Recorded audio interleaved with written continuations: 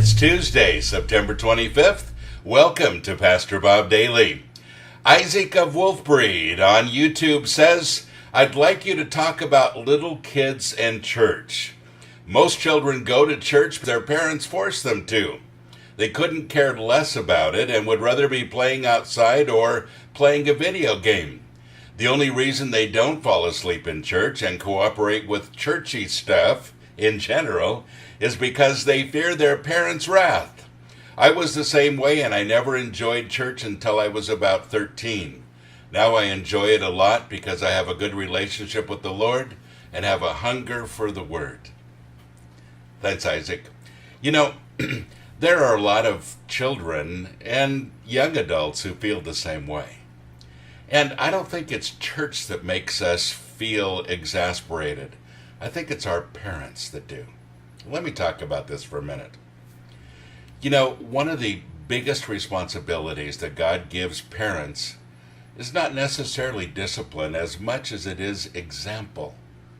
Now, discipline is important, but folks, we lead by example. Let me give you the average scenario for the average family.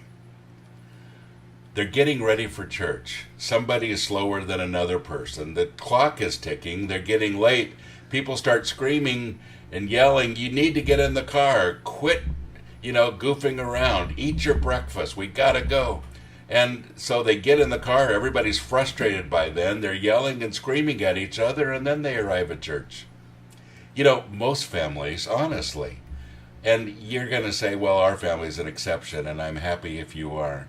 But most families that I know have their best fights, their biggest fights, and by best I don't mean good, on Sundays. It's a frustrating thing. And then, of course, they get out of church. Everybody feels a little better because they've been in church. But during the week is when it counts. And it's those times with your family that will either encourage your children in church or discourage them in church. They will either see church as an important part of a great family life, or they'll see it as a contradiction in terms. And most young people that I know who have hated their parents dragging them to church, hated especially because their parents have not been a very good example during the week of what they're talking about on Sunday. And folks, the biggest frustration that your kids will probably ever have with you is your hypocrisy. They'll notice when you say one thing and do another. They'll notice when you pretend to be one way and they know you another. They're waiting for you to be transparent. They're waiting for you to be real. They're waiting for you to be honest. Now, what about dragging your kids to church? Of course you should. If you gave children the option of going to church or not, they would say no. If you gave them an option of going to school or not, they would say no.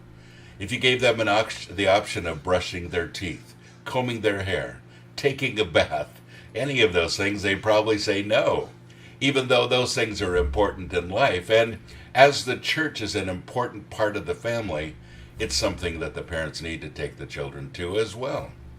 But again, it's not the church necessarily that turns them off. Now, if you're in a church that's very dysfunctional, and the people there are very condemning, and they're screaming and yelling all the time, and there's a lot of drama and all of that, of course the kids will see that and they will hate it. And you should probably hate it too. But, church is meant to be a place where we recharge, where we connect with other believers. It should be the very place that we feel like we can absolutely be ourselves and transparent, where there is no drama, or very little, and where we are there for one purpose, to celebrate our faith and to worship the Lord.